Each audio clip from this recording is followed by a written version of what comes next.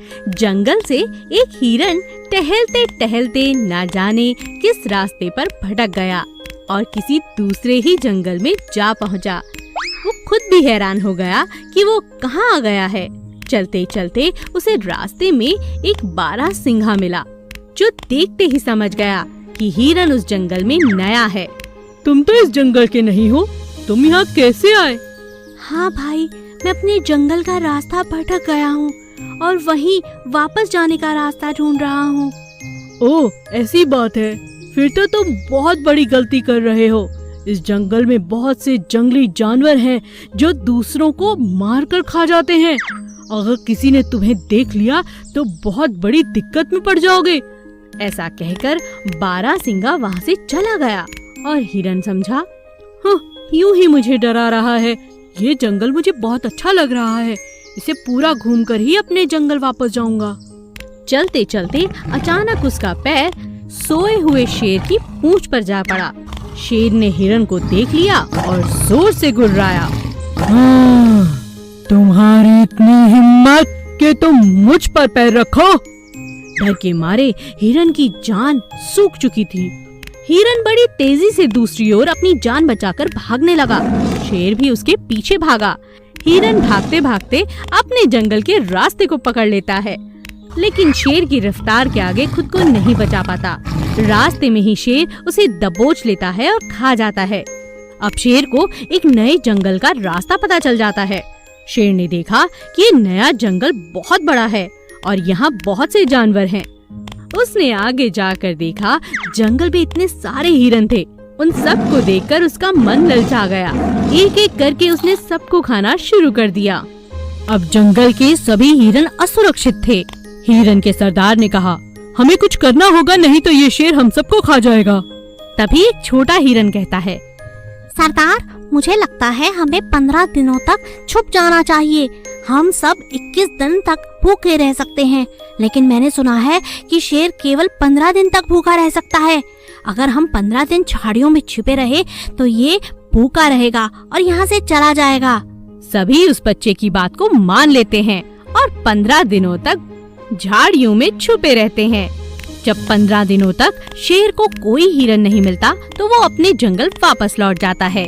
सभी हिरन उस छोटे नन्हे हिरन की बहुत तारीफ करते हैं। अरे वाह, तुमने हम सबको बचा लिया। तुम्हारी तरकीब बहुत अच्छी थी। इसीलिए कहते हैं, समझदार कोई भी हो सकता है, बड़ा भी और छोटा भी। एक दिन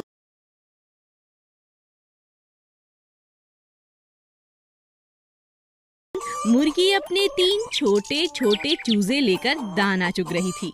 तभी उसने देखा एक चूजा बड़े से गड्ढे में जा गिरा। अरे ये क्या हुआ? मेरा बच्चा, ये तो अभी बहुत छोटा है। अब इसे बाहर कैसे निकालूं? मुर्गी जोर जोर से चिल्लाने लगी। तभी उसका मालिक वहां आ गया। अरे क्यों चिल्ला रही हो? क्या बात है? फिर उसने देखा कि छोटा सा चूजा गड्ढे में गिरा पड़ा है। उसने बड़े प्यार से उसे बाहर निकाला और उस गड्ढे को हमेशा के लिए बंद कर दिया। मुर्गी अपने मालिक को बहुत पसंद करती थी, क्योंकि वह हमेशा उसका अच्छे से ख्याल रखता था, कभी कोई कमी रहने नहीं देता था।